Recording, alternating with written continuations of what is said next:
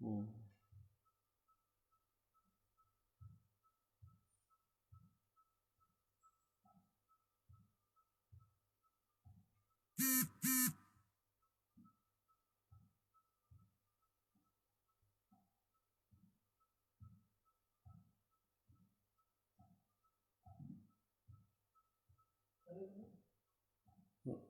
चालेल.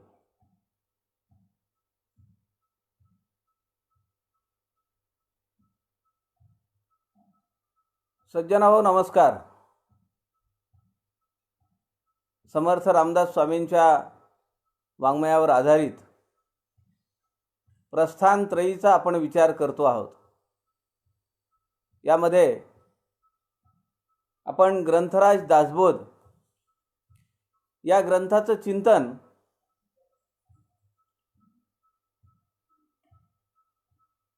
करतो आहोत.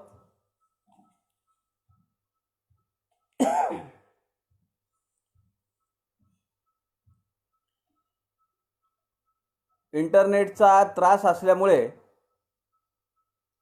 मध्ये मध्ये व्यत्यय येतोय. हो,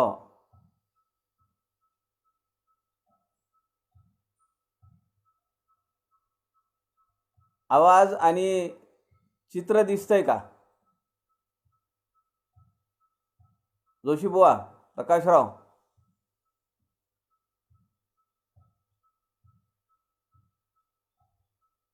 आवाज येतो आहे का?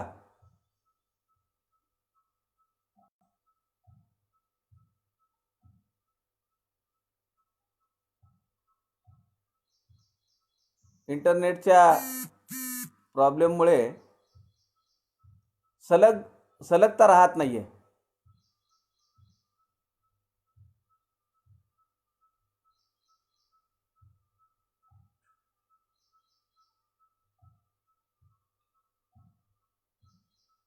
वांगीकरांना येतोय का आवाज?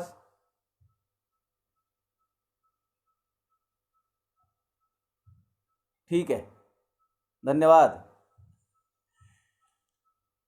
आपण काल महंत लक्षण हा समास पाहिला. समर्थांचा महंत हा किती आयामी आहे, किती बहुआयामी आहे आणि अनेक पातळ्यांवर त्याचं सिद्धपण तो आपल्याला दाखवतो. आणि असा महंत समर्थ रामदासांना केवळ ज्ञानी म्हणून नव्हे तर समाजाचा उद्धार करण्यासाठी आणि राष्ट्राचा उद्धार करण्यासाठी, राष्ट्रोधर्माची स्थापना करण्यासाठी असा महंत अपेक्षित आहे. आणि तो समर्थ रामदासांच्या या वाङ्मयातून घडणार आहे. 1400 महंत समर्थ रामदासांनी तयार केले. त्या महंतांनी अनेक पुढे महंत तयार केले. नाना देशी विखरवून द्यावे असं समर्थ रामदास स्वामी सांगतायत. महंते महंत करावे, युक्तिबुद्धीने भरावे, नाना देशी विखरवून द्यावे. अशा कितीतरी महंतांना, हजारो महंतांना संत रामदासांनी तयार केलेलं आहे. आणि हा सगळा महंत लक्षणांचा समास पाहिल्यानंतर असं आपल्याला वाटलं पाहिजे की 350 वर्षापूर्वी आपण कुठल्या एखाद्या टीममध्ये, एखाद्या मठामध्ये, कुठल्या तरी कामामध्ये आपल्याला समर्थांनी नेमलेलं असणार आहे. त्याशिवाय एवढी निष्ठा, त्याशिवाय एवढी श्रद्धा, चिकाटी, सातत्य अभ्यासामध्ये, चिंतनामध्ये आपल्याला कसं काय दिसेल. आणि त्यामुळे आपण मोठे भाग्यवान आहोत की आपल्याला हा सगळा अभ्यास करावा वाटतो. काहीतरी पूर्वसुकृत आहे, पूर्वसंचित आहे, म्हणून या सगळ्या गोष्टी आपल्याला प्राप्त झालेल्या आहेत. असा हा समर्थ आपण पाहिला की तो सगळ्या पातळ्यांवर यशस्वीपणे सगळ्या समाजाला घेऊन चालतो. जात पंथ असले भेदभाव त्याच्याकडे नाही आहेत. आर्थिक निकष नाही आहेत. कोण श्रीमंत आहे कोण गरीब आहे असा भाव त्याच्या मनामध्ये कधीच येत नाही. आणि हे सगळे गुण समर्थ रामदासांनी प्रभू श्रीरामचंद्रांच्या जीवनामध्ये पाहिले. म्हणून समर्थ या समासाच्या शेवटच्या ओळीमध्ये म्हणतात, ऐसा पुरुष धारणेचा तोची आधार बहुतांचा, दास म्हणे रघुनाथाचा गुण घ्यावा. संत रामदास म्हणतायत की रघुनाथाचा गुण घ्यावा. मग रघुनाथाचे किती गुण समर्थ रामदासांच्या जीवनामध्ये आपल्याला अनेक प्रसंगोपात दिसतात. मी काल सांगितल्याप्रमाणे आपल्याला हा एक प्रकल्प करता येईल की जेणेकरून समर्थ रामदासांचं चरित्र आपल्याला वेगळ्या पद्धतीनं जीवनचरित्राला जोडून तौलनिक अभ्यास करून सज्जनाओ, पुढचा जो समास आहे दशक 11 समास 7, या समासाचं नाव आहे चंचळ नदी. आपण जर पाहिलं तर या सगळ्या ओव्यांवरनं जर शब्दार्थ जर पाहिला तर एखाद्या नदीचं वर्णन समर्थ रामदासांनी केलेलं आहे असं आपल्याला जाणवतं.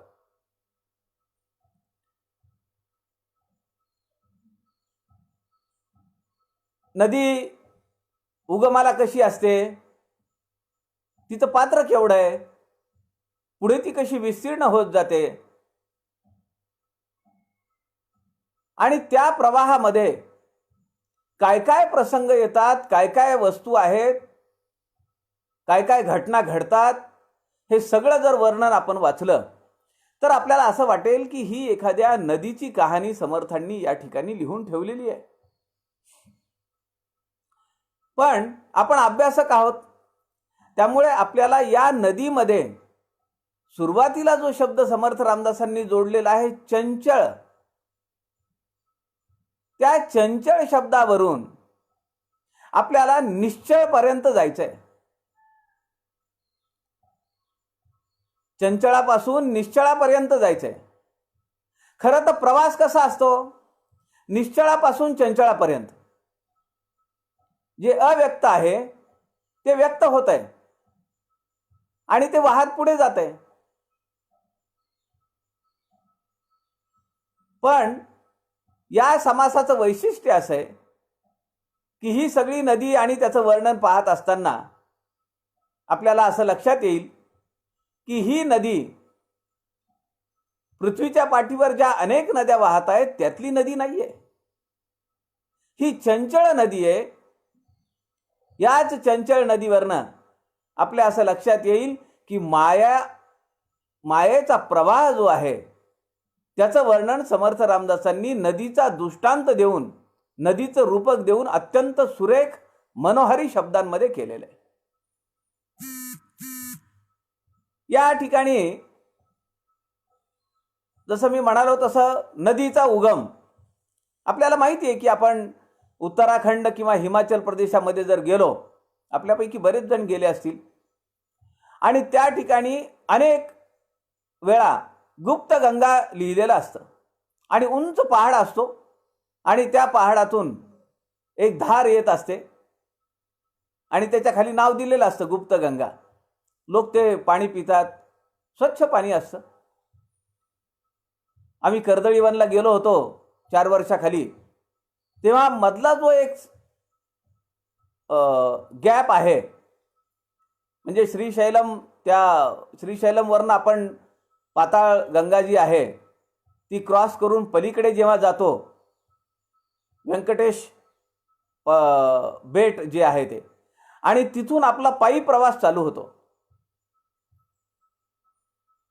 5 टेकड्या आहेत. या 5 टेकड्या उतरून गेल्यानंतर आपल्याला मुक्काम करावा लागतो. आणि आपल्यापैकी बऱ्याच जणांना ते माहिती असेल, त्या ठिकाणी एक जी गंगा येते ते पाणी पिण्यासाठी, वापरण्यासाठी, आंघोळीसाठी, सगळ्या कामासाठी ते पाणी वापरलं जातं. त्याला एक नळ लावलाय, तिथून तोटी केल्यासारखी. त्यातून ते पाणी येतं.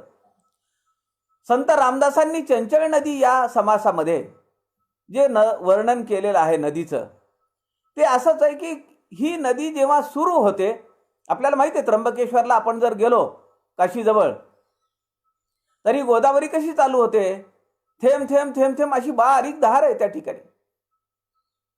आणि नंतर हे पुढे विस्तीर्ण होत जातं. त्यामध्ये खूप उपनद्या मिसळतात, ओढे मिसळतात, कालवे मिसळतात. यासोबतच या नदीमध्ये काय काय येतं, कचरा वाहून येतो, निर्माल्य वाहून येतं, माणसं वाहून येतात, अनेक झाडं वाहून येतात. आणि मग हे पाणी वाहत वाहत नदीच्या प्रवाहातून जात असताना मोठ्या दगडांना अडकतं. मग हे पाणी त्या दगडांना वळसा घालून पुढे निघून जातं. मग त्या पाण्यामध्ये जो काही कचरा आहे, ज्या वस्तू आहेत त्या दगडावर आदळतात,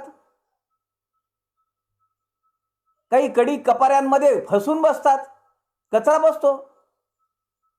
अनेक प्राणी सुद्धा बसतात कपारींमध्ये, नदीच्या पात्रात.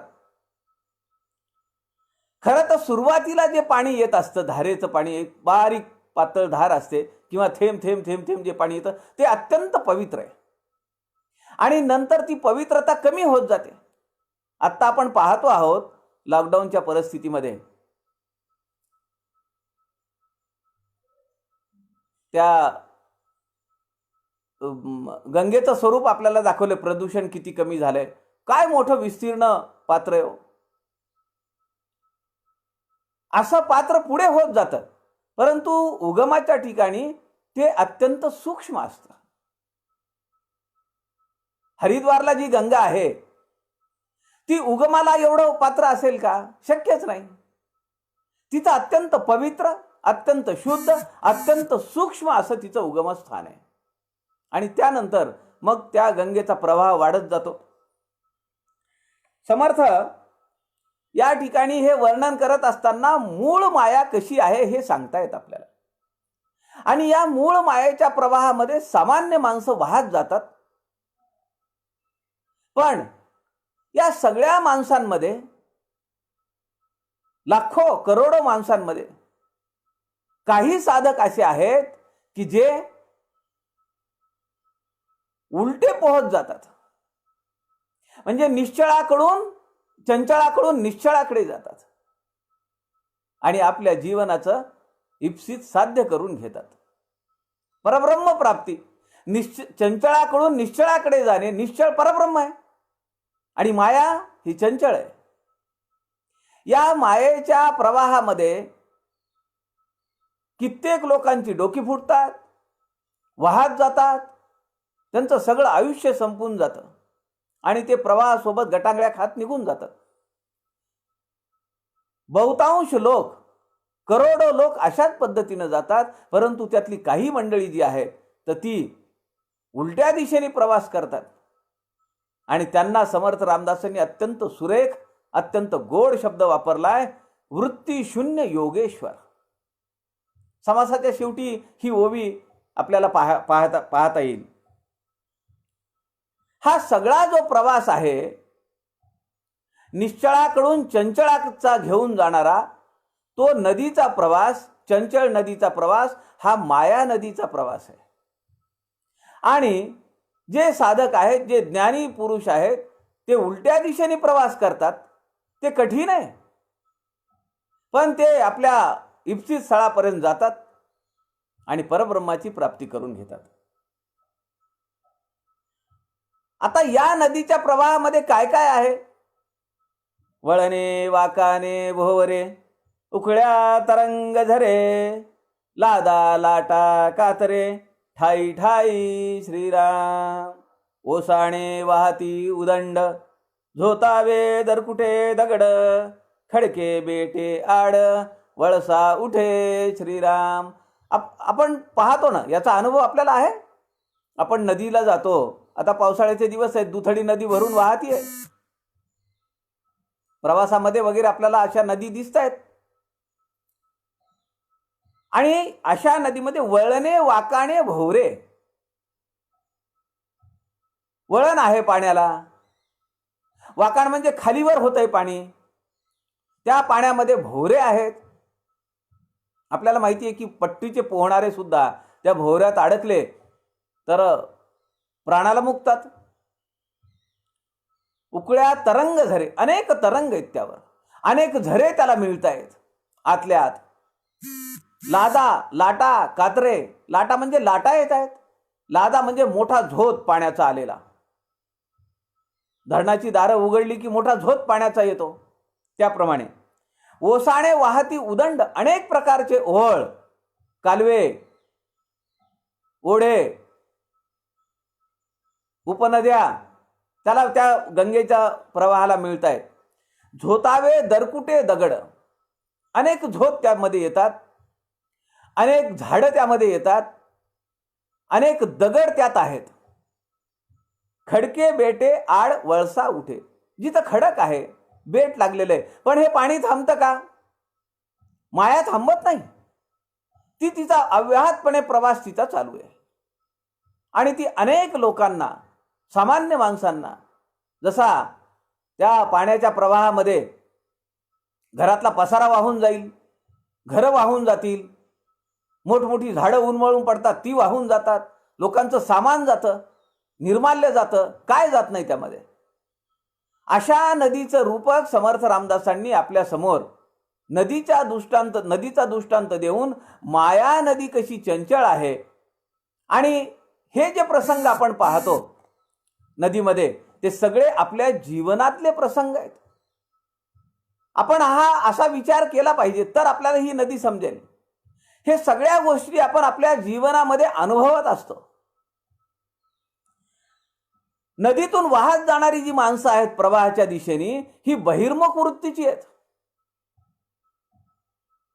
त्यांचं ध्येय वेगळं आहे, परंतु ते वाहत चाललेत. आपण म्हणत नाही का, काय चांगला माणूस होता हो, पण भावनेच्या पोटी वाहत गेला. म्हणजे त्याचं ठराविक ठिकाण वेगळं होतं आणि तो वाहत जातो, म्हणजे त्याला ठरलेल्या ठिकाणी न जाता तो दुसरीकडे गेलाय आणि तो स्वतःला कंट्रोल नाही करू शकत. असं आपल्या जीवनात होतंय की नाही? आपल्याला समजतं बऱ्याच वेळा की हे चुकीचं आहे. धर्मराजाला विचारलेल्या प्रश्नांनी, यक्ष प्रश्नांमध्ये हा एक प्रश्न आहे. मला धर्म समजतो, परंतु मला प्रवृत्ती होत नाही. मला अधर्म समजतोय, पण त्यातून निवृत्ती होत नाही. जानामि धर्मम नचमे प्रवृत्ती, जानामि अधर्मम नचमे निवृत्ती. अधर्म काय आहे, चुकीचं काय होतंय हे मला समजतंय, परंतु मी त्यातून माघारी येऊ शकत नाही. या समासामध्ये मानवी जीवनाच्या वृत्तींचा प्रवास समर्थ रामदासांनी सांगितलाय. वाहत जाणारी माणसं ही बहिर्मुख वृत्तीची आहेत, आणि या प्रवाहाच्या विरुद्ध दिशेने पोहणारी जी माणसं आहेत ती अंतर्मुख वृत्तीची आहेत. ते परब्रह्माकडे चालले, ते साधनेवर स्वार झालेले आहेत, साधना करतायत. ते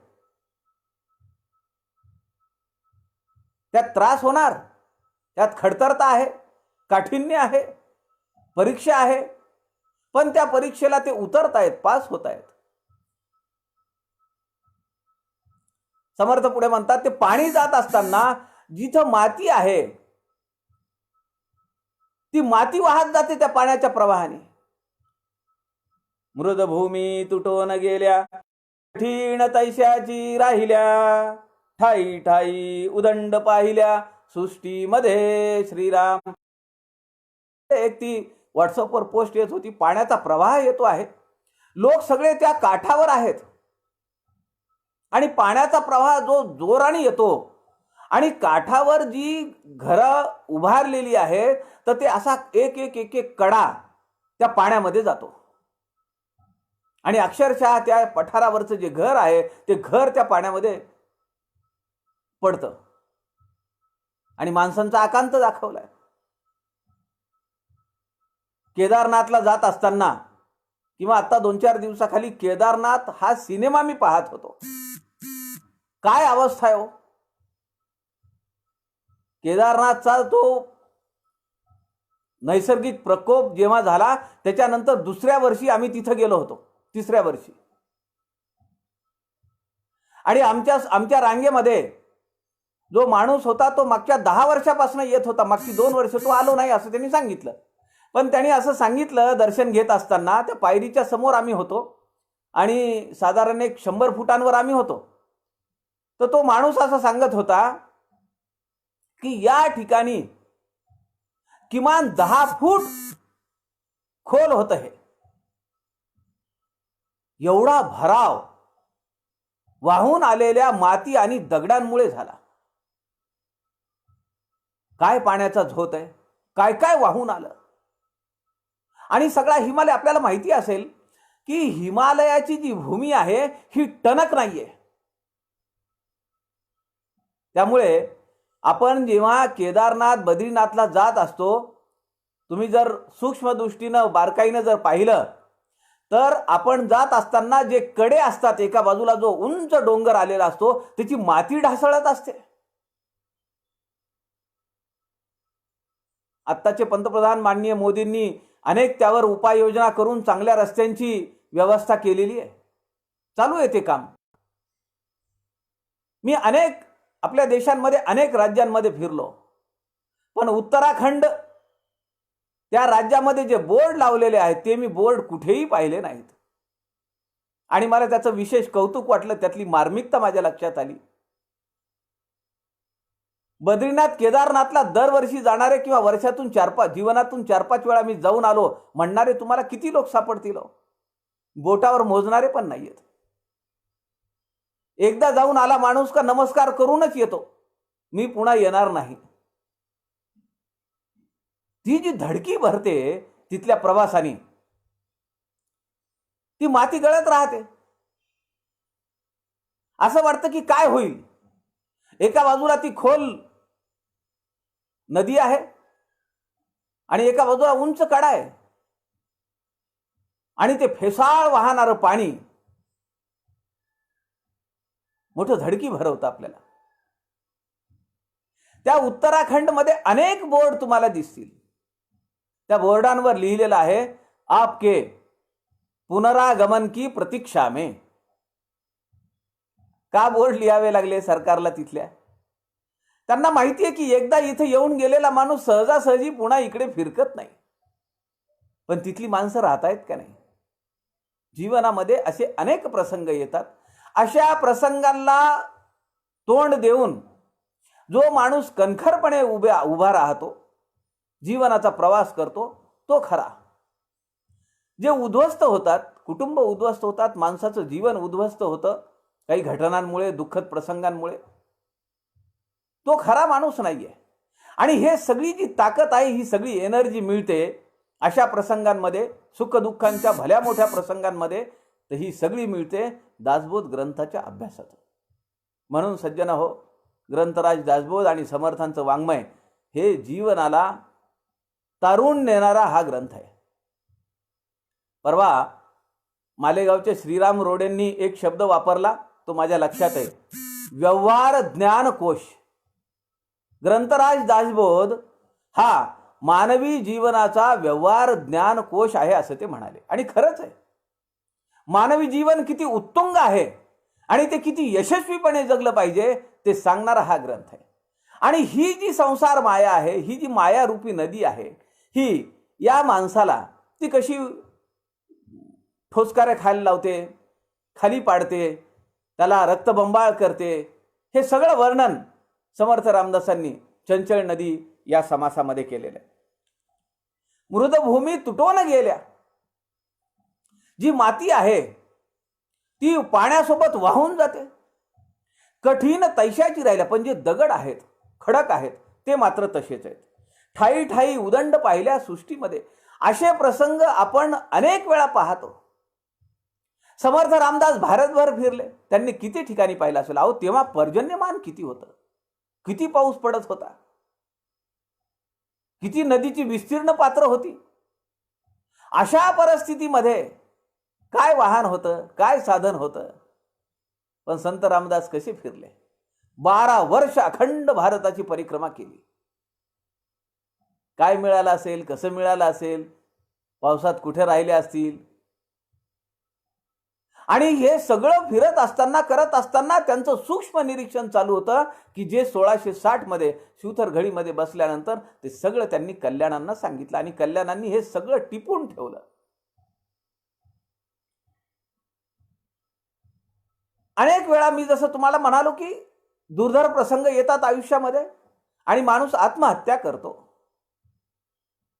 असे प्रसंग समर्थांनी या चंचल नदी समासामध्ये वर्णन केलेले आहेत. ते शब्द आपल्या लक्षात आले पाहिजेत. समर्थ म्हणतात, एक ते वाहतची गेले, एक वळशामध्ये पडिले, एक साकडीत अडकले, अधोमुख श्रीराम. एका पटापटोच गेली, एक चिरडोच मेली, किती एक ते फुगली, पाणी भरले श्रीराम. आता नदीमध्ये जे जीव अडकलेले आहेत, आता आपण बातम्या दररोज पेपरला बातम्या आहेत. 2 मुलांचा दुर्दैवी अंत, नदीमध्ये पोहायला गेले, खोली लक्षात नाही आली, भोवरा लक्षात नाही आला, पाण्याचा प्रवाह किती जोरात आहे तो लक्षात नाही आला. किती सुरेख वर्णन केलंय समर्थ रामदासांनी. एक ते वाहतची गेले, सगळं आयुष्य त्याचं वाहत गेलं. एक वळशामध्ये पडिले, एक वळसा पाणी घेऊन जात असताना पाण्याने वळसा घेतला, मध्ये काय खडक आला, बेट आलं म्हणून, आणि हे तिथं त्या वळशामध्ये अडकून पडला. पुढेही जात नाही, मागेही येत नाही, परमार्थही नाही आणि प्रपंचही नाही. एक साकडीत अडकले, अधोमुख. साकडी म्हणजे अत्यंत छोटी जागा, कपारीसारखी जागा, आणि तोंड कुठे गेलाय, खाली गेलाय, अधोमुख. अधोमुख हे वर्णन जन्म मृत्यू चक्राचं आहे. जन्म होताना अधोमुखच येतो का नाही? ज्याचा जन्मच अधोमुखात आहे, अधोगतीकडे आहे, अधोमुख म्हणजे तोंड अगोदर येतं ना. पायाळू आले की लोक बरं नाही म्हणत. शंभूराजे आले, संभाजी महाराज, पण मग ते पचवणारे कोण होते? छत्रपती शिवाजी महाराज. ते म्हणाले औरंगजेबाला पालथा पाडणार म्हणून पायाळू आलाय. राजांची कल्पकता किती आहे. आणि बरोबर संभाजी राजांनी औरंगजेबाचं थडगं बांधलं का नाही खुलताबादला, औरंगाबादच्या जवळच आहे. संभाजी राजे गेल्यानंतर 17 वर्ष जंग पछाडलं त्यांनी हिंदवी स्वराज्यावर नियंत्रण मिळवण्यासाठी. कुठून आला? पण इथल्या मातीत गेला. अधोमुख जन्म मृत्यू चक्राचं वर्णन आहे, त्याचा दृष्टांत आहे. एक साकडीत अडकले, जन्म होताना मार्ग जर नाही सापडला बरोबर तर तिथं अडकून पडतो. कारण आपण सगुण परीक्षेमध्ये पाहिलंय. आणि मग समर्थांनी सांगितलं की जे हाताला येईल ते अवयव छेदून काढला जातो, आणि ही वस्तुस्थिती आहे. पुढे समर्थ म्हणतात, एक आपटोची गेली. या संसारामध्ये, या प्रपंचामध्ये अनेक आघात आहेत, ते दुःखद प्रसंग आहेत. असे जीव या मायारूपी नदीमध्ये आपटून मेली. एक चिरडूच मेली अनेक ठिकाणी. आता काही महिन्यापूर्वी आपण पाहिलं नाही रेल्वे स्टेशनवर मुंबई मधल्या, चिरडून किती माणसं मेली, एकमेकांवर पडले, जीव गेला त्यात. माया नदीतला प्रवास आहे हा मानवी जीवनाचा. त्याच्या पाठीमागे एक भूत लागलेलं आहे. पु ल देशपांडेंची आज एक कॅसेट ऐकत होतो. पु ल देशपांडे म्हणाले, मुंबईकराचं नशीब हे त्याच्या घड्याळाच्या काट्याला जोडलेलं आहे. 11:03ची लोकल, 11:04ची लोकल, 11:07ची लोकल. बरं, पुन्हा 3 मिनिटांनी 4 मिनिटांनी आहेच ना, पण ती जर नाही मिळाली तर जीव गेल्यासारखा होतो. पु ल देशपांडेंचं वाक्य मला फार स्मरणात बसलं. मुंबईकराचं नशीब हे त्याच्या हातावरच्या घड्याळाच्या काट्याला जोडलेलं आहे. आणि माणूस त्या भवसागरामध्ये पळतोय, पहाटे उठल्यापासून पळतोय. 2-2, 3-3 तास प्रवासालाच लागतात लोकांना. घरातून बाहेर पडल्यानंतर लहान मूल तर आपल्या पप्पाचं तोंड पाहतच नाहीये. ते उठायच्या अगोदर पप्पा बाहेर पडलेला असतो आणि ते जेव्हा झोपतं तेव्हा पप्पा घरात आलेला असतो. त्यावरही मोठ्या कोट्या आहेत. सुट्टीच्या दिवशी तो घरी दिसतो तेव्हा ते मूल आईला विचारतं की हा माणूस कोण आहे, आपल्या घरात नवीन दिसतोय. अशा संसाराच्या या नदीमध्ये अनेक जीव वाहत जात आहेत, आपटतायत, चिरडून मरतायत. किती एकते फुगली पाणी भरले. आता इथे जे पाणी भरले हा जो शब्द आहे, पाणी म्हणजे अहंकार. किती एकते फुगले, अहंकाराने फुगले. मग अहंकार कशाचाही आहे? ज्ञानाचा आहे, साधन संपत्तीचा आहे, वैभवाचा आहे, आर्थिक संपन्नतेचा आहे. अहंकार कशाचा नाही. समर्थ रामदास स्वामी म्हणतात की किती एकते फुगली पाणी भरले. हा जो अहंकार आहे, अनेक विषयांचा अहंकार आहे, अनेक प्रकारचा अहंकार आहे, त्याच्याने तो फुगून बसला आणि आपल्या आयुष्याचा नाश करून घेतला. पुढे समर्थ म्हणतात, या नदीच्या प्रवाहात, जलप्रवाहात अनेक वस्तू, प्राणी, माणसं वाहून जात आहेत. या संसार रूपी महानदीमध्ये अनेक त्रास आहेत. जसे मानवी जीवनामध्ये त्रिविध ताप आहेत, आधी भौतिक, आधी दैविक, आध्यात्मिक, तसे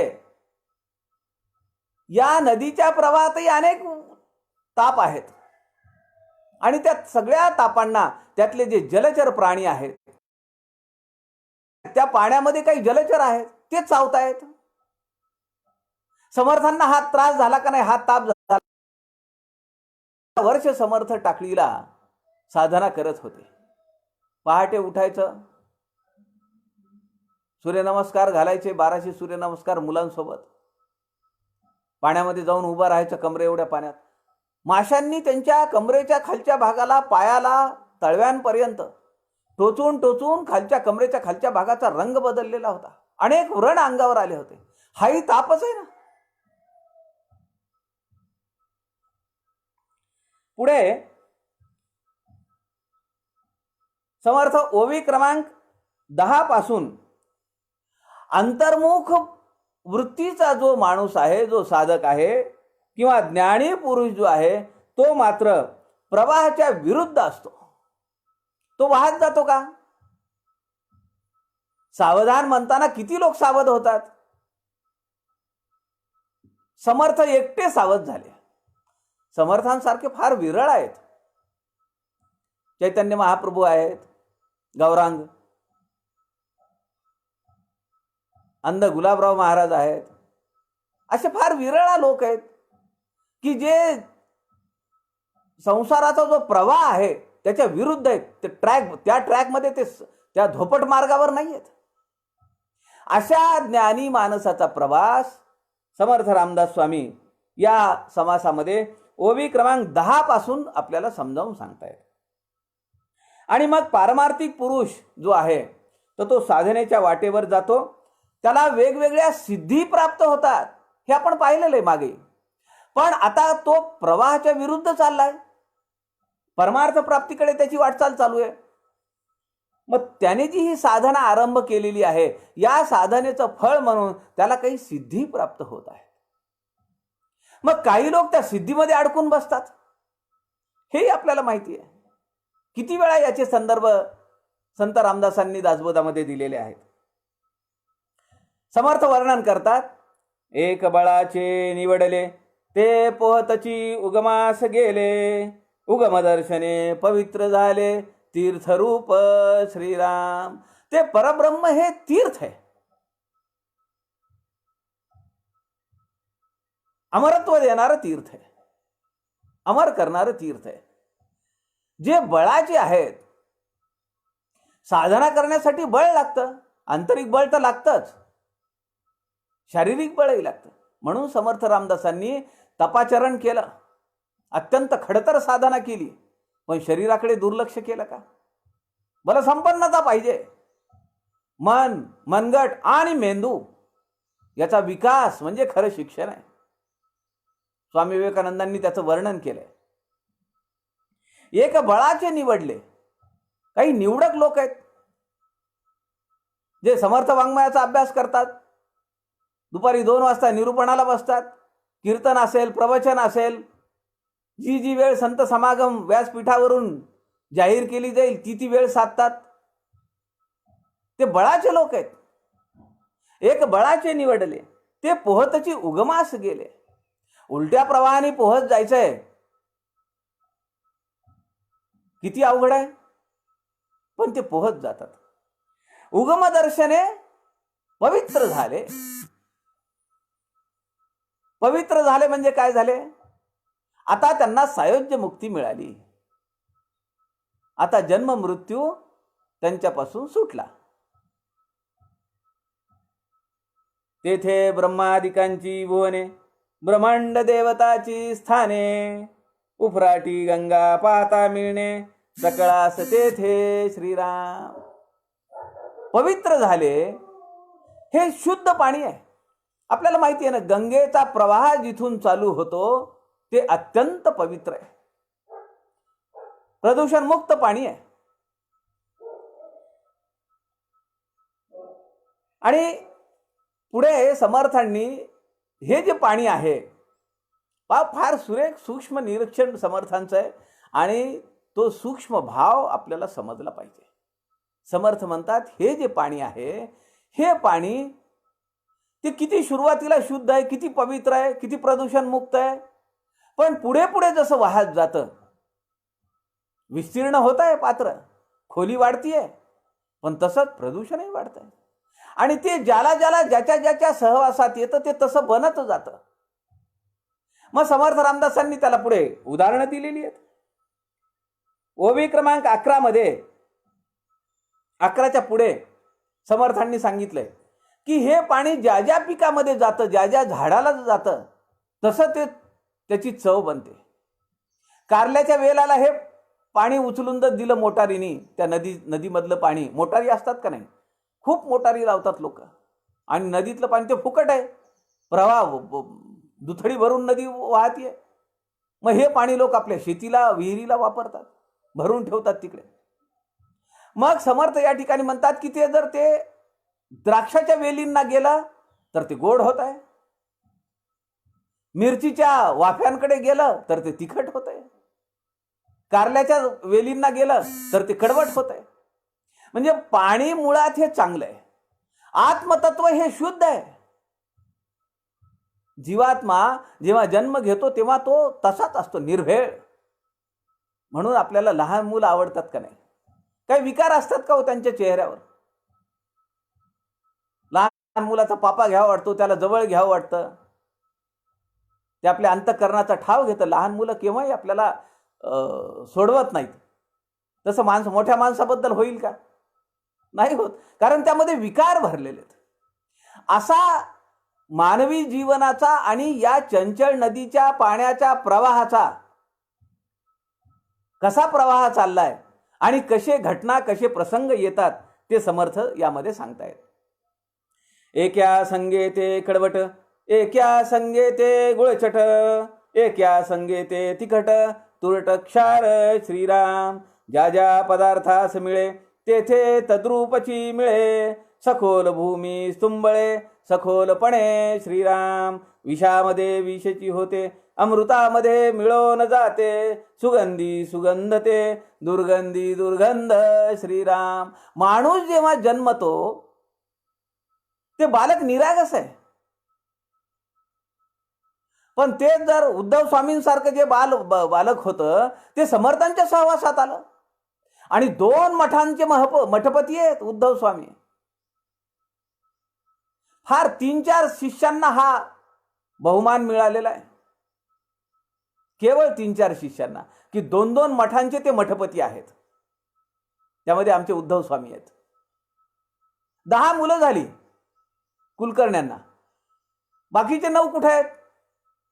जो पहिला समर्थांच्या झोळीत घातला, समर्थांच्या मांडीवर ज्याची मुंज लागली, समर्थांना शेवटचा अग्नी दिला तो उद्धव स्वामींनी.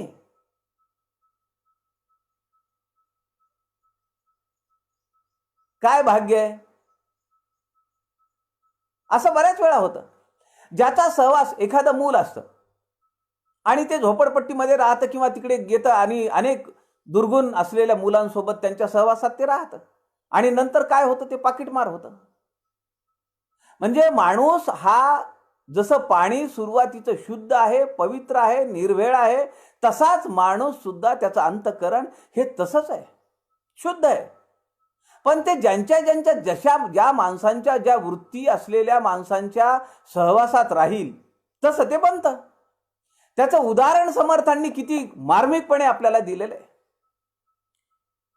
विषामध्ये विषची होते, असं हे मानवी जीवन आहे, असं समर्थांनी आपल्याला पटवून दिलंय.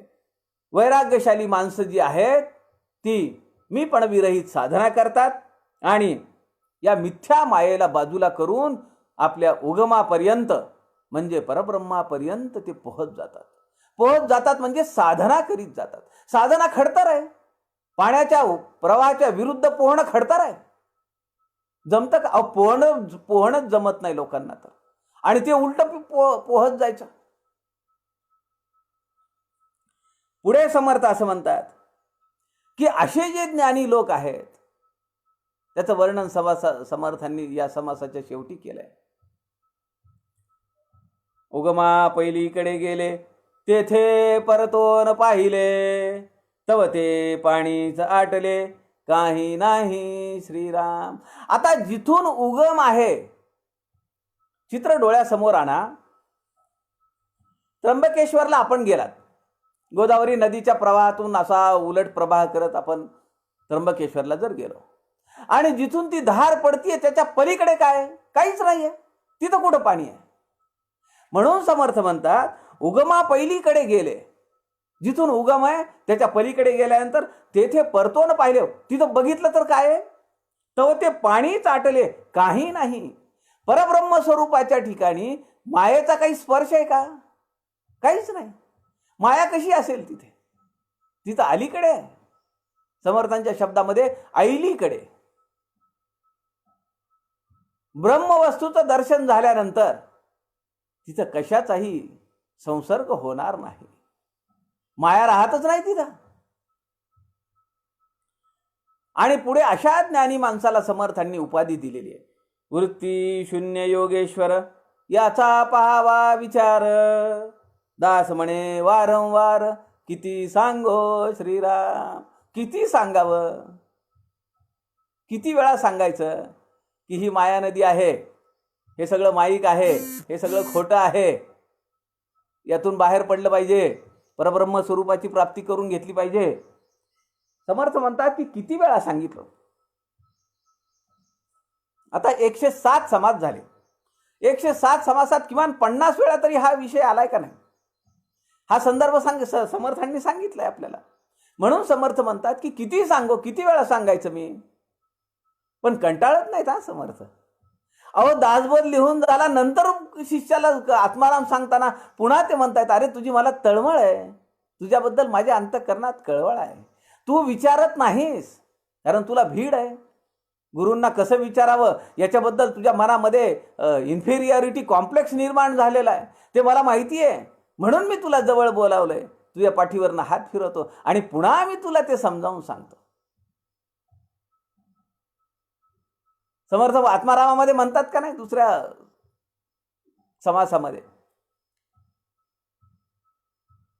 मीपणाच्या मूळ तुझं काढून टाकण्याचा मी प्रयत्न केला दासबोधामध्ये, पण ते मी पण तुझं गेलंच नाही अजून. तू अजूनही त्या पंचभौतिक देहालाच, या संसार रूपी माये, या नदीला, चंचल नदीला, संसार रूपी नदीलाच तू सगळं खरं मानतोस आणि त्यातून तुझ्या जीवनाचा असा ऱ्हास करून घेतोयस, नाश करून घेतोयस. आणि समर्थ असं म्हणतात हे सगळे जे ज्ञानी पुरुष आहेत हे वृत्ती शून्य योगेश्वर. वृत्तींचा ऱ्हास करणे, वृत्तींचा लय करणे. टेंबे स्वामींच्या आयुष्यातला प्रसंग आहे. एका ठिकाणी भोजनाला गेले आणि भिक्षा घ्यायला आता दत्त संप्रदायातले ते कडक सोहळं कर्मकांड खूपच. त्यामुळे त्या माऊलींनी सकाळपासून पहाटेपासून सगळी तयारी केली, स्वामी येणार आहेत म्हणून. सगळं सोहळं ओवळं सगळं पाळून मस्त सुग्रास स्वयंपाक केला, 2-3 गोड पदार्थ केले, जेवू घातलं आणि बाहेर पडताना नमस्कार केला. तेव्हा ती म्हणाली की मी अत्यंत मन लावून सगळं जेवण केलं, तयार केलं, तुम्हाला आवडलं का नाही?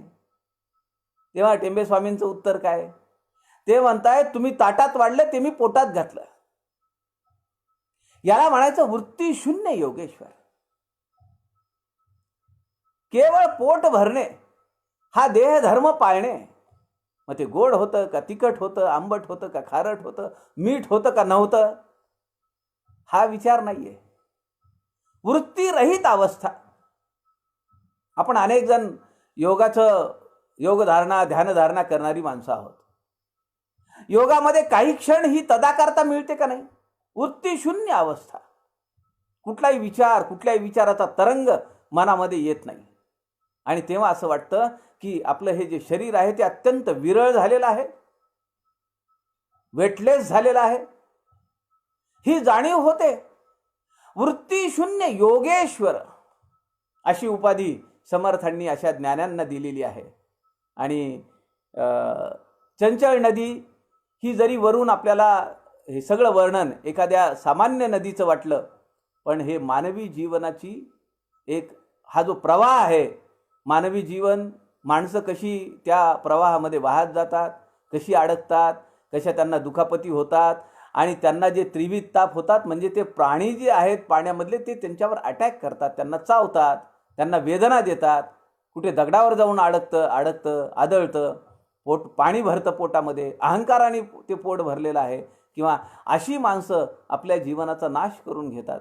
पण जे ज्ञानी आहेत, जे साधक आहेत, ते प्रवाहाच्या विरुद्ध पोहत जातात आणि आपल्या परब्रह्म स्वरूप स्थितीला प्राप्त करून घेतात. असं आपल्या समर्थांना या समासामधून सांगायचं आहे. आणि अशीच साधना आपल्याकडनं करून घ्यायची आहे. म्हणून समर्थ रामदास आपल्याला या चंचळ नदी समासामधून हे सगळं तत्व उलगडून दाखवतात. पुढचा जो समास आहे सज्जना हो, याचं नाव आहे अंतरात्मा विवरण. आणि समास जो आहे तर तो समास आहे दशक 11वा, समास 8वा. समर्थांनी या समासामध्ये हा जो अंतरात्मा आहे किंवा जे परमात्म तत्व आहे ते 3 ठिकाणी व्यापून आहे असं सांगितलंय. हा थोडा वेगळ्या धाटणीचा समास आहे. ते जे परमतत्व आहे, परब्रह्म तत्व आहे, ब्रह्मरूप आहे, ब्रह्मस्वरूप आहे, ती वस्तू आहे. समर्थांनी अनेक ठिकाणी परब्रह्माला वस्तू या शब्दांनी निर्देशित केलेलं आहे. तर समर्थ असं म्हणतात की ही परमात्म वस्तू 3 प्रकारामध्ये या चराचरात विभागलेली आहे. कुठले 3 प्रकार आहेत? पहिला जो प्रकार आहे तर तो प्रकार म्हणजे एखाद्या देहामध्ये जे चैतन्य कार्यरत आहे, हा पंचभौतिक देह आहे, अष्टधा प्रकृती, यामध्ये एक चैतन्य काम करत आहे. आणि त्या चैतन्याच्या सूचनेप्रमाणे चैतन्य आणि हा देह मिळून जॉईंट व्हेंचर आहे, ते सगळं हे काम करतायत. चलन वलन सगळं जे काही असेल ते हे एका देहापुरतं, एका पिंडापुरतं किंवा एका व्यष्टीपुरतं जे चैतन्य तत्व आहे कार्यरत असलेलं, त्याला समर्थांनी जीवात्मा असं म्हणलंय. एका देहापुरता तो मर्यादित आहे. पण असा जो जीवात्मा आहे तो अनेक शरीरांमध्ये आहे. आता ज्या कॉलनीमध्ये मी राहतो तिथं अनेक घरं आहेत, 5 घरांची घरे समर्थ दासबोधात म्हणतात की नाही. असं माती विटांची जी घरं बांधलेली आहेत त्यामध्ये आत्मा राहतो आहे ना. 5 घरांची घरे, जसं या घरांमध्ये माती विटांच्या घरांमध्ये माणसं राहत आहेत, देहरूपी माणसं, त्या देहाच्या घरामध्ये ते आत्मतत्व राहत आहे, ते परब्रह्माचं स्वरूप आहे. आणि जेव्हा हे अनेक लोकांमध्ये हे तत्व दिसतं, कार्यरत असतं समूह म्हणून, आता यावर्षी पालखी नाहीये, वारकरी नाहीयेत. नाहीतर आषाढ चालू झाला की वेध सगळे लागलेले असतात. आपण सगळं पाहतो, उभं रिंगण, आडवं रिंगण, गोल रिंगण, काय मजा असते हो. लाखो वारकरी त्यामध्ये चाललेले आहेत. एका धुंदीत आहेत ते. विठुरायाचं दर्शन होणार आहे. परमपूजनीय चैतन्य महाराजांचा लेख आज एक आमच्या प्रवीण शास्त्रींनी ग्रुपवर टाकलाय. फार सुरेख वाक्य शेवटचं, मला ते फार भावलं. पूजनीय चैतन्य महाराज म्हणतायत, मनाने वारकरी पंढरपुरातच आहे, देहाने तो घरात आहे. कारण त्याची वारी चुकली आहे ना यावर्षी. या कोरोनामुळे काय काय झालं आणि किती दिवस हे होणार आहे. आपली परिस्थिती अशी स्टँड स्टील करून ठेवली आहे, कुणी सांगू शकत नाही. 1 महिना लागेल, 2 महिने लागतील, 3 महिने लागतील, पण हे करून ठेवलं सगळं, त्यांनी अडवून ठेवलं सगळं.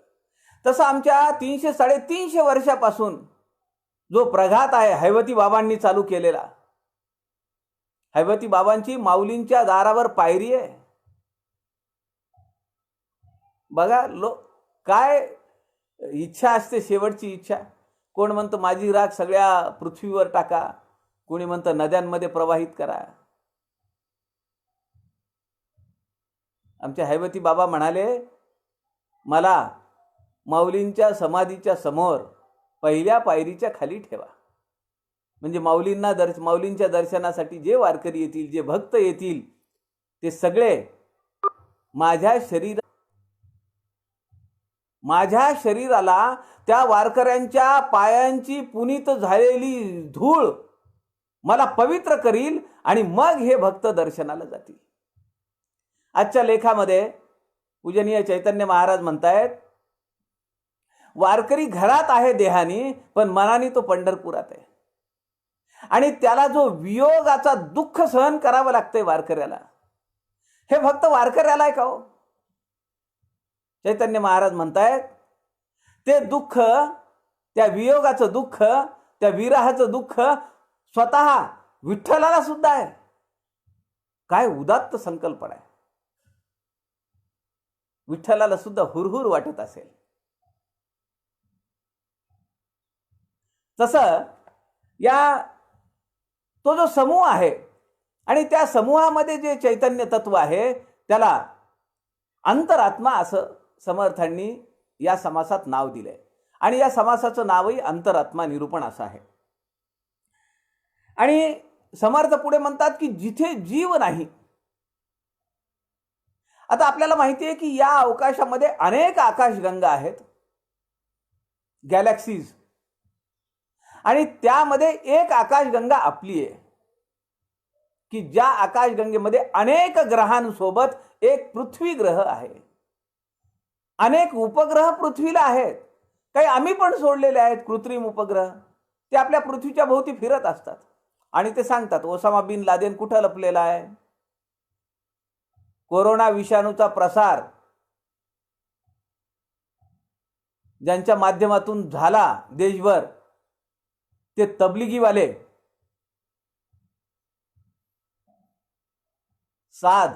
मौलाना साद, तो कुठं लपलाय, हे सगळे हे उपग्रह सांगत असतात. अशा अनेक आकाशगंगा या अवकाशामध्ये आहेत. मग तिथंही एक तत्व आहे ना. कोण फिरवतंय हो? ठीक आहे, आपण मान्य करू, चेन्नईच्या श्रीहरिकोटावरून आपण सोडलेला उपग्रह, त्याचं नियंत्रण आपल्या शास्त्रज्ञांकडे आहे, मान्य. शनी ग्रहाचं नियंत्रण कुणाकडे? सूर्याचं नियंत्रण कुणाकडे? चंद्राचं नियंत्रण कुणाकडे? मंगळाचं नियंत्रण कुणाकडे? पण ठरलेल्या वेळी, ठरलेल्या गतीने हे सगळे आपापल्या जागेवर फिरतायत आणि इतर ग्रहांच्या भोवती फिरतायत.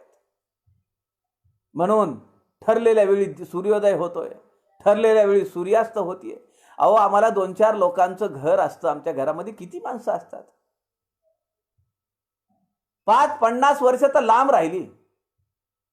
5-10 वर्षाचं नियोजन आम्हाला नीट करता येत नाहीये. सगळी साधनं आमच्या हातात असताना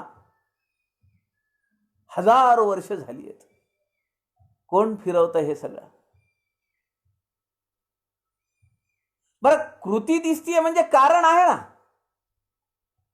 कार्य कारण परत्वे भाव जो आहे तो आपण जर विचार केला, काही या जगामध्ये काही गोष्ट आपोआप घडत नाही, त्याला कारण आहे. कुणीतरी करताय हे तर विज्ञानही मान्य करतं. मग तो जो करता आहे या चराचराला, जिथं चर नाही, जिथं सगळं अचर आहे, या अवकाशामध्ये अनेक ग्रह आहेत, त्यावर जीवसृष्टी आहे का नाही तुम्हाला माहिती आहे, मला माहिती आहे, कुणाला माहिती आहे. असो का नसो, परंतु त्या सगळ्या ग्रहांचं नियमन करणारी जी शक्ती आहे त्याला समर्थ निर्मळ आत्मा असं म्हणतात किंवा परमात्मा असं म्हणतात. म्हणजे व्यष्टी, समष्टी आणि परमेष्टी अशा या 3 विभागांमध्ये समर्थ म्हणतात की अंतरात्मा हा वास करून आहे. तो सगळीकडे विलसतो आहे, सगळीकडे नटलेला आहे. तो अंतरात्मा सकळांचा, देवदानव मानवांचा, चत्वार खाणी चत्वार वाणीचा, प्रवर्तकू श्रीराम, या सगळ्यांना चालना देणारा तो अंतरात्मा आहे. चत्वार खाणी, चत्वार वाणी, 4 वाणी, परा, पश्यंती, मध्यमा आणि वैखरी. परेला स्फुरण होतंय, नंतर त्याचा नाद तयार होतो. मध्यमेत ते स्फुरण झालेलं आहे, ते पश्यंती म्हणजे पाहत आहे, तो अंतरात्मा पाहतो की स्फुरण झालंय, तिथं ते वर येत आहे. पश्यंती म्हणजे पाहणे. परा, पश्यंती, मध्यमा, मध्यमा म्हणजे कंठस्थान, तिथं त्याला नाद येतो. बऱ्याच वेळा आपण गाणं वगैरे म्हणतो. कुठून गाणं म्हणतो? तोंडाने म्हणत नाही आपण, गुणगुणतो आपण गाणं, ते कंठातून निघतं. म्हणून त्या कंठाच्या ठिकाणी मध्यमा कार्यरत आहे, तिथं नाद तयार होतो. आणि मग तो नाद शब्द रूपाने वैखरीच्या माध्यमातून तोंडातून. समर्थ रामदास स्वामी या ठिकाणी म्हणतात, चत्वार खाणी, स्वेदज, उद्बीज, अंडज, जारज, हे सगळ्या 4 योनीतले प्राणी जे आहेत, हे सगळे प्राणी आणि चत्वार वाणी, 4 वाणी, या सगळ्यांचं नियमन देव, दानव, मानव. अर्थपूर्ण ओवी आहे ही. तो अंतरात्मा सकळांचा, सगळ्यांच्या अंतःकरणात आहे तो अंतरात्मा. कुणाकुणाच्या? देवांचा आहे, दानवांच्या आहे, मानवांच्या आहे. देव, दानव, मानवांचा. चत्वार खाणी चत्वार वाणीचा प्रवर्तकू, या सगळ्यांना कार्यप्रवण करणारा स्त्रोत आहे, जे मूळ आहे ते आहे अंतरात्मा. आणि त्याचं वर्णन संत रामदासांनी या समासामध्ये केलेलं आहे. समर्थांनी या ठिकाणी एक सूचक ओवी दिलेली आहे. आणि समर्थ असं म्हणतात की खूप ज्ञान मिळवलं भौतिक विषयांचं, पण जर त्या अंतरात्म्याचं जर ज्ञान माणसाला मिळवता आलं नाही तर त्याचा जन्म वाया गेला.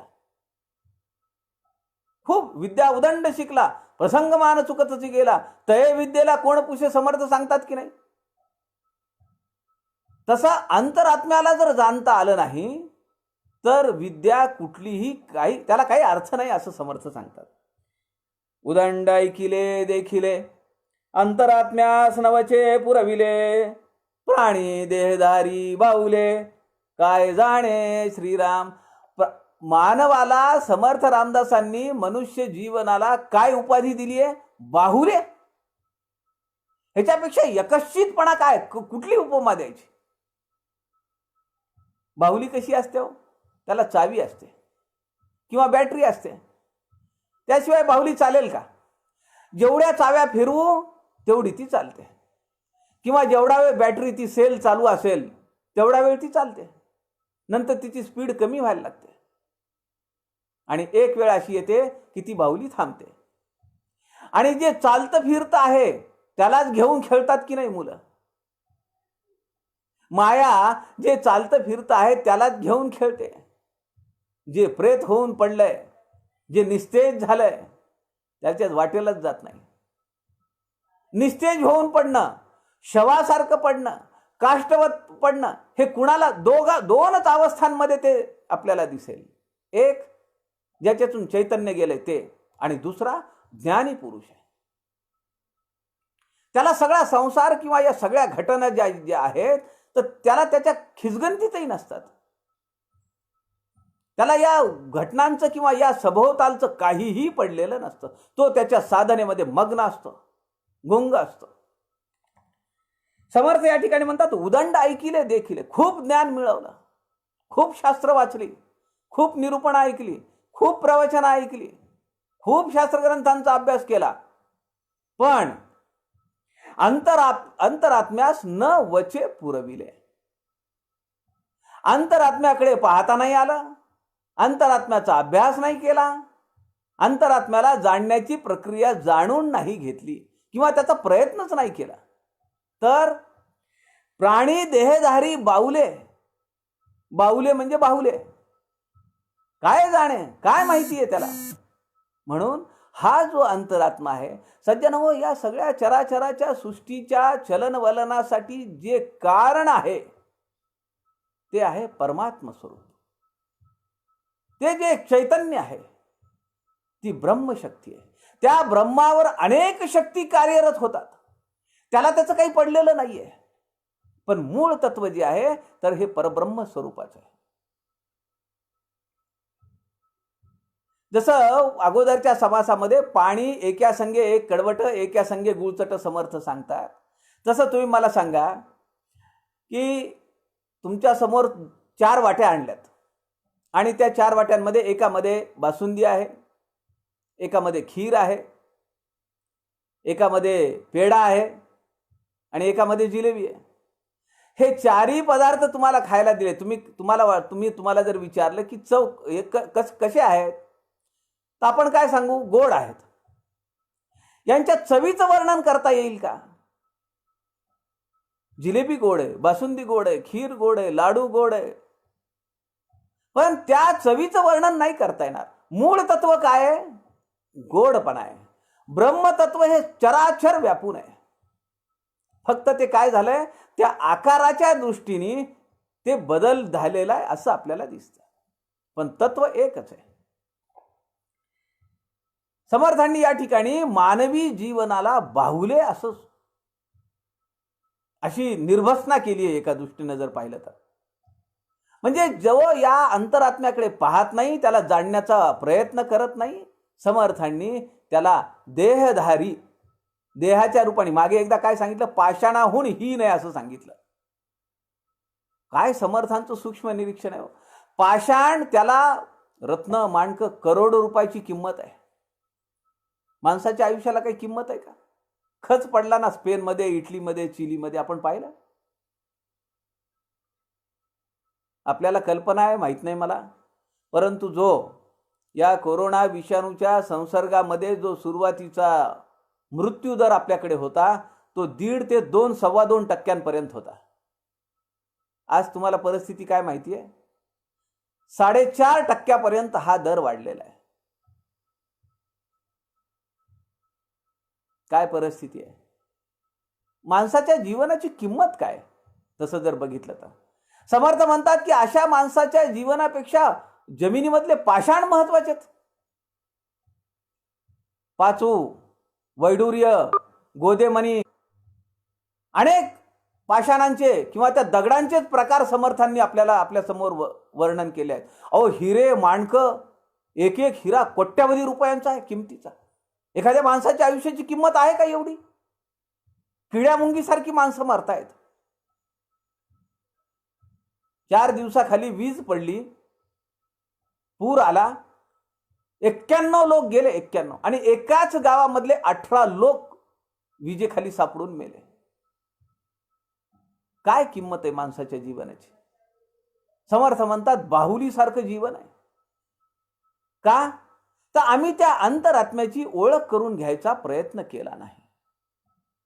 मला मान्य आहे, या जन्मी होईल नाही होईल नाही कुणी सांगू शकत.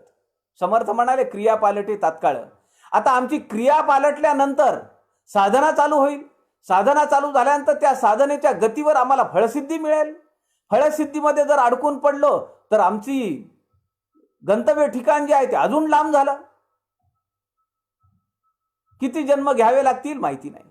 पण प्रयत्न जर नाही केला तर समर्थ म्हणतात की देहधारी बाहुले काय जाणे. बाहुलीसारखा कचकड्यासारखा एक दिवस मरून जाईल. जशी बाहुली तुटून जाते, तुटल्यानंतर त्या बाहुलीची काय किंमत आहे? भंगारमध्ये जाते, ती कचऱ्यामध्ये जाते. तसं मानवी जीवनाचं आहे. पुढे समर्थ असं म्हणतात की हा देह जो मिळालेला आहे तो देह त्या अंतरात्म्याला ओळखण्यासाठी मिळालेला आहे. कारण आपल्याला बऱ्याच वेळा समर्थांनी दासबोधामध्ये सांगितलंय की मानवी देह हा एकमेव देह आहे या पृथ्वीच्या पाठीवर, की या देहातून आपण पारमार्थिक वाटचाल करू शकतो. कारण या देहाचाच फक्त कणा जो आहे तो पाठीचा कणा उभा आहे. आणि ही जी षटचक्र आहेत कुंडलिनी जागृत करण्यापासून ते ब्रह्मरंध्रापर्यंत, त्याला समर्थ रामदासांनी दुसरा समास पहिल्या दशकातला वेचलाय. तिसरा समास तो आहे शारदास्तवन. त्याला 17वी जीवन कळा असं समर्थ म्हणतात. कारण ही जी टाळू आहे या टाळूमधूनच सगळा जो काही पोषक द्रव्य द्यायचं आहे किंवा जो प्राण द्यायचा आहे हे सगळं तिथून चाललेलं काम आहे.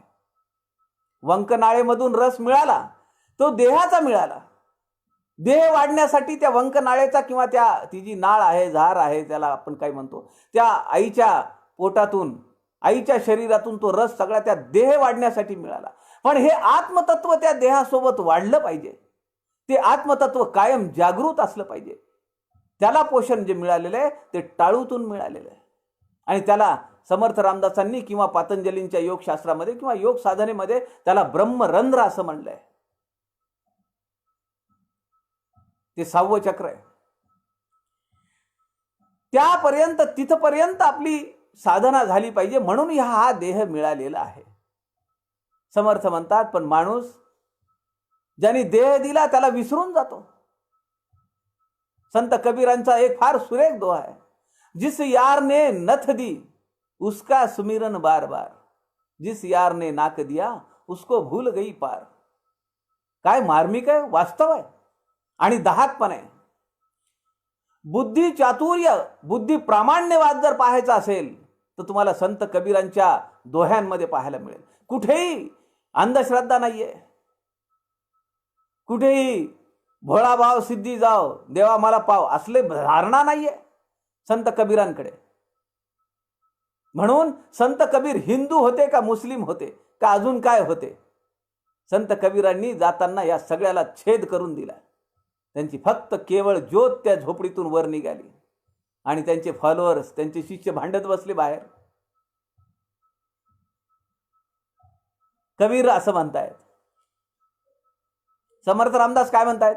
देह संगे विषय भोगिले, देह संगे प्राणी मिरवले, देह धरत्यास चुकले, नवल मोठे श्रीराम. समर्थांना आश्चर्य वाटतंय. नवल मोठे, महद आश्चर्य. कबीरही तेच सांगतात का नाही? जिस यार ने नथ दी उसका सुमिरन बार बार. अरे ज्या यारने, ज्या भगवंतानी, ज्या माझ्या मित्रांनी, ज्या माझ्या सख्यानी मला हा देह दिला त्याचं मात्र विस्मरण झालं. म्हणून समर्थ रामदास स्वामी म्हणतात देह संगे विषय भोगिले. मग काय आभूषणा असतील, खाण्यापिण्याचे विषय असतील, कपड्या लत्त्याचे विषय असतील, डोळ्याचा विषय असेल, देह संगे विषय भोगले, अनेक विषय भोगिले. देह संगे प्राणी मिरवले आणि ते विषय भोगत असताना अनेक आभूषणांनी अलंकृत असा देह मिरवला. पण ज्यांनी हा देह दिला त्याचं स्मरण विसरलं.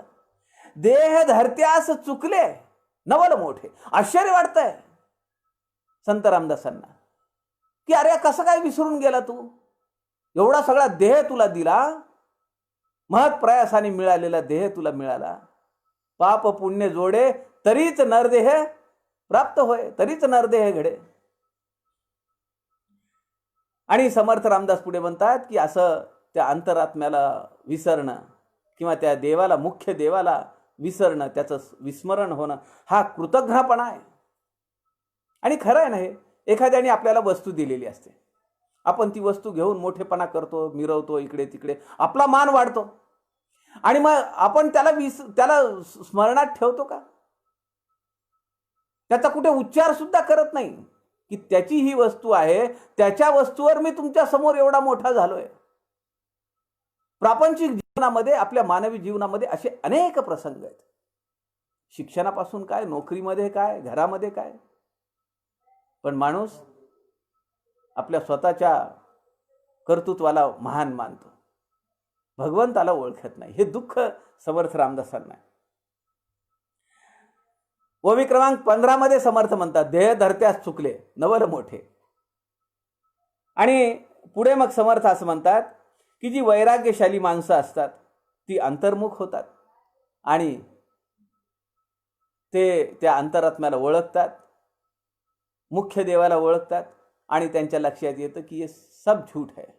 पण हे सब झूठ है असं म्हणत असताना की अनेक बद्ध लोक समाजामध्ये आहेत, मग त्यांना या वाटेला नको लावायला,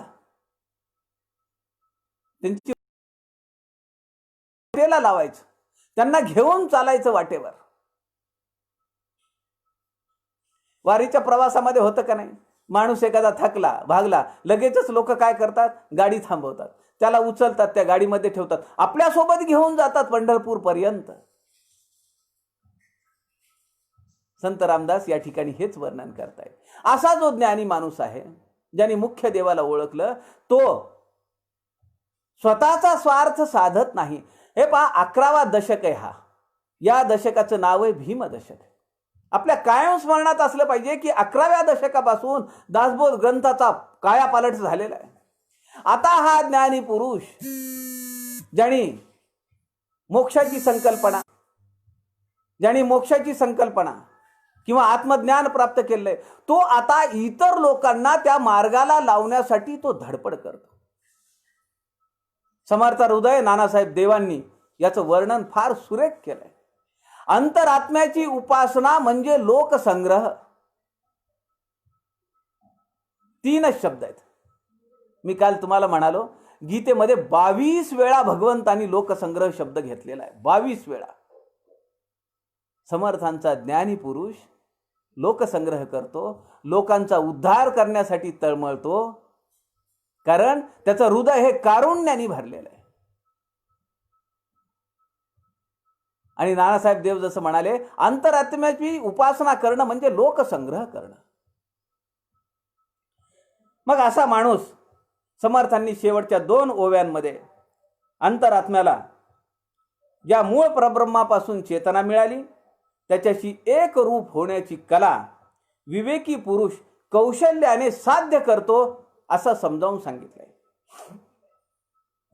तो स्वतःचा तर उद्धार करतोच, असा ज्ञानी पुरुष आपल्या स्वतःचा उद्धार तर करतोच, परंतु आपला वंशाचा सुद्धा उद्धार करतो, आपल्या समाजाचा उद्धार करतो, आपल्या राष्ट्राचा उद्धार करतो. कोण म्हणतो, विश्वमार्यम, माझं जग, हे सगळं जग हे माझं घर आहे, असं त्याला वाटू लागतो. किती व्यापक दृष्टिकोन आहे. समर्थांनी अशा व्यापक दृष्टिकोनाच्या महंतासाठी, अंतरात्म्याची उपासना करणाऱ्या ज्ञानी पुरुषासाठी या समासामध्ये 2 ओव्या समासाच्या शेवटी वेचलेल्या आहेत. काय म्हणतायत समर्थ? आपण कोण कोठे कैचा, ऐसा मार्ग विवेकाचा, प्राणी जो स्वयकाचा, त्यास हे कळेना श्रीराम. सामान्य प्राणी जो आहे, सामान्य माणूस आहे, तो काचा म्हणजे कच्चा. आपण म्हणतो ना, विद्यार्थी सगळेच काही शहाणे नसतात, काही कच्चे असतात. समर्थांनी काचा शब्द वापरलाय. अनुप्रास साधायचा आहे ना, आपण कोण कोठे कैचा, ऐसा मार्ग विवेकाचा, चा, म्हणून कच्चाच्या ऐवजी काचा असं समर्थांनी शब्द घेतलाय. प्राणी जो स्वये काचा, काचा म्हणजे कच्चा, त्यास हे कळे ना. सामान्य माणसाला हे समजत नाही. म्हणून ज्ञानी पुरुषाने भल्याने विवेक धरावा, दुस्तर संसार तरावा, अवघा वंशची उद्धरावा, हरिभक्ती करुणी श्रीराम. भगवंताची भक्ती केली पाहिजे, परमार्थ मार्गावर आपण चाललं पाहिजे. अंतरात्म्याला ओळखण्याची प्रक्रिया सातत्याने, नेटाने, नित्याने केली पाहिजे. आणि ती जर करायची असेल तर समर्थ रामदासांचा दासबोध अभ्यास केला पाहिजे. अंतरात्मा निरूपण, अंतरात्मा विवरण हा समास या ओवीवर संपतो. समर्थांनी मानवी जीवनाचं जे मूळ ध्येय आहे ते या ठिकाणी स्पष्ट करून सांगितलंय की दुस्तर संसार तरावा. समर्थ मनाच्या श्लोकामध्ये म्हणतात दुर्भर संसार आहे, विजय मिळवा, जिणावा. महाघोर संसार शत्रू जिणावा. शत्रू मानलाय. संसार कसा आहे? महाघोर आहे, तो शत्रू आहे. पण त्याच्यावर विवेकाच्या साहाय्याने जिंकता येतं. जिणावा हा शब्द समर्थांनी मनाच्या श्लोकामध्ये वापरलाय. आणि या ठिकाणी संत रामदास असं म्हणतात की दुस्तर संसार तरावा. दोन स्तर असलेला, एक बहिर्मुख वृत्तीचा, दुसरा स्तर अंतर्मुख वृत्तीचा. एक ऐहिक भोगाचं स्तर, दुसरा पारमार्थिक वाटचालीचा स्तर. दुस्तर, दोन स्तरांचा असलेला संसार तो तरुण जावा. अवघा वंशची उद्धरावा हरिभक्ती करुणी. भगवंताची भक्ती करावी, भगवंताचं पूजन शास्त्राने त्याचा अभ्यास करावा. असा माणूस स्वतः तर उद्धरून जातो, परंतु त्याच्यासोबत त्याचा सगळा समाज, त्याच्या पाठीमागे असलेले सगळे लोक, त्याचा सगळा वंश, सगळ्यांचा उद्धार होतो असं समर्थ आपल्याला सांगतायत. आणि त्यावर अविश्वास ठेवायचं किंवा शंका घ्यायचं काही कारणच नाही आहे. कारण समर्थांनी पहिल्या समासामध्ये, पहिल्या दशकातल्या पहिल्या समासामध्ये सांगितलंय, या ग्रंथाची निर्मिती करत असताना शास्त्र, ग्रंथ, वेद, उपनिषद, गीता आणि मुख्य आत्मप्रचिती सहित. समर्थांची आत्मप्रचिती आहे, समर्थांचा स्वानुभव आहे. त्यामुळे त्यामध्ये आणि समर्थांनी आत्तापर्यंत 3 वेळा आपल्याला त्यांच्या उपासनेची शपथ घेऊन सांगितलंय की मी जे काही सांगतोय त्यामध्ये अविश्वास ठेवू नका. हा अविश्वासाचा लेश सुद्धा आपल्या अंतःकरणात नाही आला पाहिजे. अशी साधना आपल्या सगळ्यांच्याकडून घडावी. म्हणून समर्थांच्या दासबोधाचा अभ्यास करण्यासाठी, चिंतन करण्यासाठी उद्या दुपारी 2 वाजता आपण पुनश्च भेटूयात. आपल्या सगळ्यांच्या अंतःकरणातल्या हृदयस्थ परमेश्वरास नमस्कार करतो. झालेली सेवा समर्थ रामदासांच्या चरणी अर्पण करतो. जय जय रघुवीर समर्थ.